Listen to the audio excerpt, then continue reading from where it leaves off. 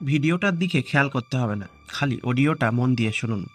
নারীর লজ্জা হচ্ছে লজ্জাবতী গাছের মতো। আগে ভিডিওতে লাইক দেন, তারপর কথা শুরু করছি। নারীর লজ্জা হচ্ছে লজ্জাবতী গাছের মতো, হাত লাগলেই শেষ, সেটা হোক স্বামীর হাত বা অন্য কোনো পুরুষের। এই হাত লাগা শুধু শারীরিক স্পর্শ না, পুরুষের সঙ্গতাও নারীর লজ্জা কেটে যায়। যে মেয়ে যত বেশি পুরুষের সংস্পর্শে যাবে তার লজ্জা তত কমবে। যেমন চিত্র নায়িকারা, তারা বিকিনি পরতেও দ্বিধা করে না। পুরুষের মাঝে থেকে চক্ষু লজ্জা উঠে গেছে। একটি কনজারভেটিভ ফ্যামিলির মেয়েকে ওড়না ছাড়া দাঁড়াতে বললেও সে লজ্জায় মরে যাবে। ইদানিং ফেসবুক এই লজ্জা নিবারণের ভূমিকা পালন করছে। ফেসবুকে ছেলে বন্ধু বেশি, ছেলে বন্ধুর সঙ্গে পিরিয়ড নিয়ে কথা বলে, ফ্ল্যাট করতে গিয়ে শরীর নিয়ে নগ্ন কথা বলে, মাইন্ড করলে বলে just kidding, take it easy.